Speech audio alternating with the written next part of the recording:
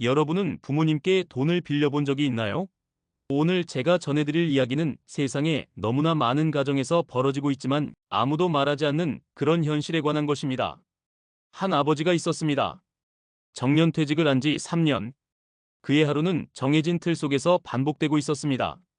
아침마다 집 뒤에 자그마한 텃밭으로 나가 채소에 물을 주고 점심때면 끓는 물에 라면을 풀어넣고 저녁이 되면 휴대폰 화면을 들었다 놨다를 반복했습니다. 월급이 들어오던 시절은 이미 옛날 일이고 이제 그의 수입은 연금 180만 원이 전부였습니다. 하지만 그는 불평하지 않았습니다. 그저 아껴 쓰면 한 달은 충분히 살아갈 수 있었거든요. 그런데 매달 정해진 날짜가 되면 휴대폰 화면에 딸의 이름이 떠올랐습니다. 그 전화가 그의 일상을 뒤흔들기 시작했습니다. 그렇다면 지금부터 이 감동적이면서도 한편으로는 너무나 현실적인 이야기를 함께 들어볼까요? 이 영상이 마음에 드신다면 구독과 좋아요 부탁드립니다. 여러분의 응원이 저에게 큰 힘이 됩니다. 달력을 넘기듯 매달이 돌아올 때마다 휴대폰이 울렸습니다. 콜 음성은 항상 같았습니다. 아빠, 안녕하세요. 저야. 딸은 영상통화를 거는 대신 음성통화를 선택했습니다. 아버지는 그 이유를 알고 있었습니다. 통화 말미에 나올 부탁이 얼굴을 마주하고는 건넬 수 없기 때문이었을 겁니다. 응, 요즘 어떻게 지내니? 아빠도 잘 지내고. 나 요즘 일이 많아서 좀 바빠. 이 대화의 패턴은 수십 번 반복되었습니다. 안부를 묻고 몇 마디 오갈 때쯤이면 딸의 목소리에 조심성이 묻어났습니다. 마치 물에 발을 담그기 전에 온도를 재보는 사람처럼 말입니다. 아빠, 혹시 이번 달이 좀 괜찮아? 아버지는 딸의 의도를 이미 파악했습니다. 괜찮아라는 말은 돈 좀 줄 수 없냐는 뜻이었거든요. 뭔데? 나? 요즘 신용카드 값이 좀 밀렸어. 50만 원만 보낼 수 있어. 50만 원.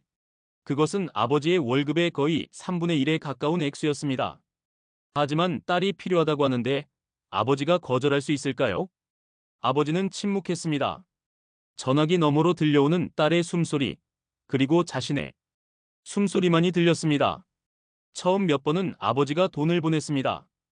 어머니를 떠나보낸 지 얼마 되지 않은 상황에서 외동딸에게 거절한다는 것이 얼마나 어려운 일인지 아버지는 잘 알고 있었으니까요. 하지만 1개월, 2개월, 3개월, 6개월이 되니 이것이 일회성이 아니라는 것이 명확해졌습니다.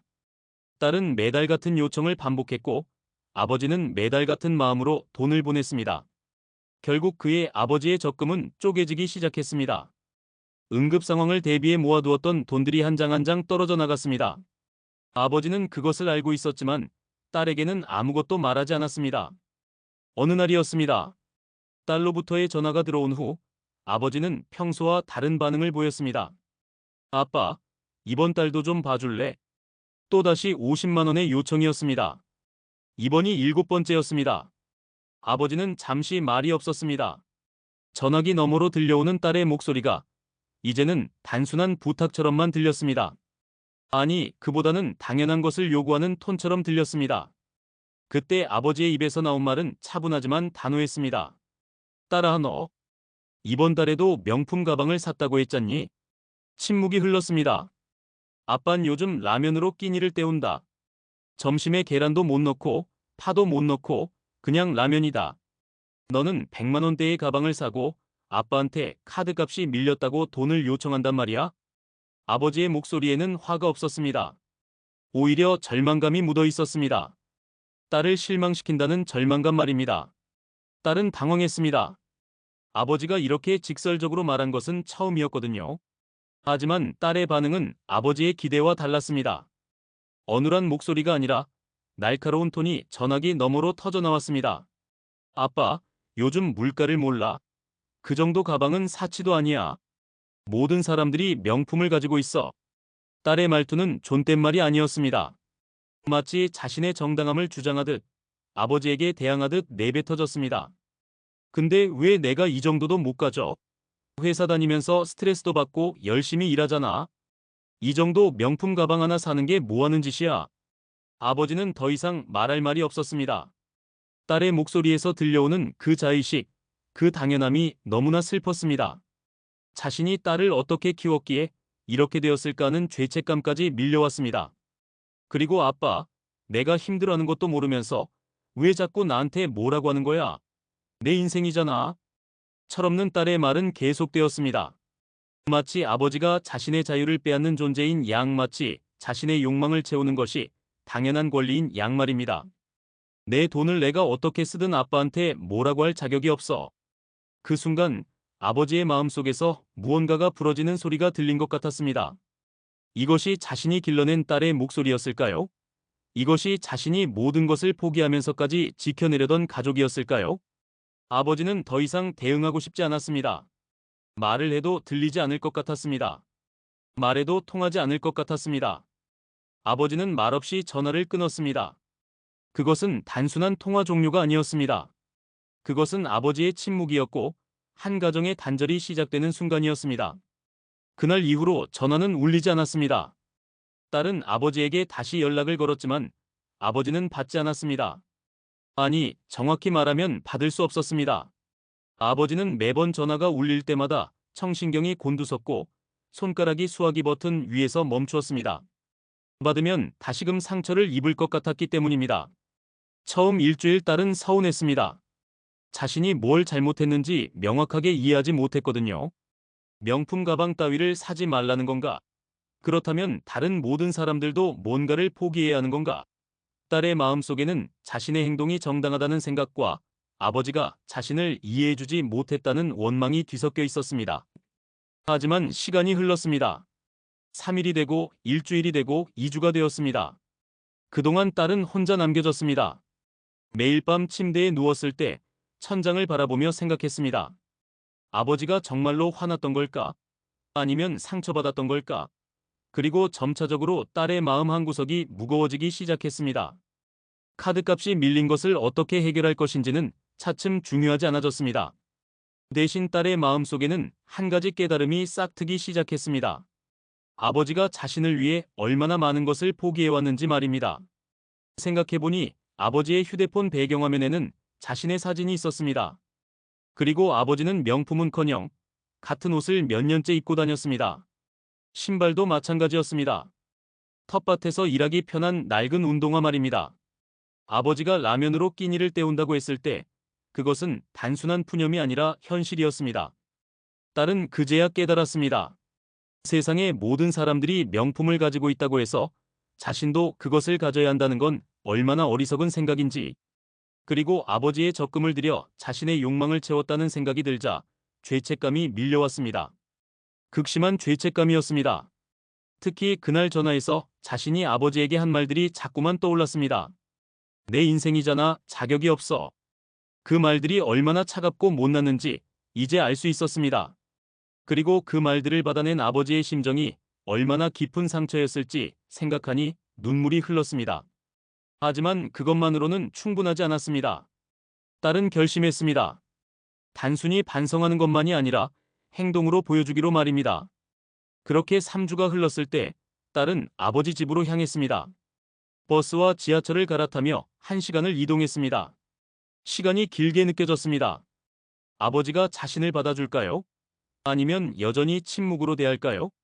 불안감과 죄책감이 교차했습니다. 아버지 집에 도착했을 때 딸의 손가락은 초인종 버튼 위에서 떨렸습니다. 몇 번을 누르려다 멈추고 또 누르려다 멈추는 것을 반복했습니다. 결국 딸은 버튼을 눌렀습니다. 문이 열렸습니다. 그리고 아버지의 얼굴이 보였습니다. 아버지는 놀란 표정을 지었습니다. 마치 죽은 사람이 살아난 것처럼 말입니다. 딸아, 넌 말을 마치지 못하고 아버지의 눈가가 촉촉해졌습니다. 3주간의 침묵이 얼마나 긴 시간이었는지 그 눈빛에서 드러났습니다. 딸은 한 발 안으로 들어섰습니다. 집안의 냄새, 아버지의 채취, 모든 것이 낯설으면서도 어디선가 그리운 것이었습니다. 아빠, 정말 미안해. 딸의 목소리는 떨렸습니다. 그땐 제가 정말 철이 없었어. 내가 뭐하는 짓이었는지 이제야 깨달았어. 아빠가 날 위해 얼마나 많은 걸 포기하셨는지 몰랐어. 딸은 계속 말했습니다. 그리고 미안해. 그날 전화해서 내가 한 말들. 정말 미안해. 아빠한테 그런 말을 할 자격이 없었는데. 눈물이 흘렀습니다. 딸의 눈가에서 눈물이 흘렀습니다. 이제는 카드도 없앰과 적금을 들기로 했어. 작은 금액이지만 매달 아빠한테 보내드릴 거야. 언젠가는 내가 아빠를 도와드려야 하니까. 아버지는 여전히 말을 하지 않았습니다. 하지만 그의 얼굴에는 모든 감정이 표현되어 있었습니다. 분노, 슬픔, 그리고 위로. 모든 것이 섞여 있었습니다. 그러고는 아버지가 천천히 딸의 손을 잡았습니다. 손끝에 전해지는 따뜻한 온기. 거칠고 주름진 아버지의 손가락이 딸의 손을 감싸 안았습니다. 그 순간 말로는 설명할 수 없는 무언가가 두 사람 사이를 흘렀습니다. 눈물이 나왔습니다. 아버지의 눈가에서도 딸의 눈가에서도 눈물이 흘렀습니다. 그것은 용서의 눈물이었고 깨달음의 눈물이었고 그리운 것을 다시 만난 눈물이었습니다. 그래, 이제야 어른이 됐구나. 아버지가 처음으로 입을 열었습니다. 그의 목소리에는 더 이상 절망감이 없었습니다. 오직 그리움, 그리고 따뜻함만이 있었습니다. 그날 이후 두 사람의 관계는 조금씩 변해갔습니다. 딸은 자신의 말을 지켰습니다. 명품 가방은 팔아버렸고 신용카드는 정리했습니다. 대신 아버지가 가르쳐준 대로 적금을 들기 시작했습니다. 큰 금액은 아니었지만 매달 정해진 날에 그 돈이 계좌에 쌓여갔습니다. 하지만 가장 큰 변화는 돈의 액수가 아니었습니다. 연락의 빈도였습니다.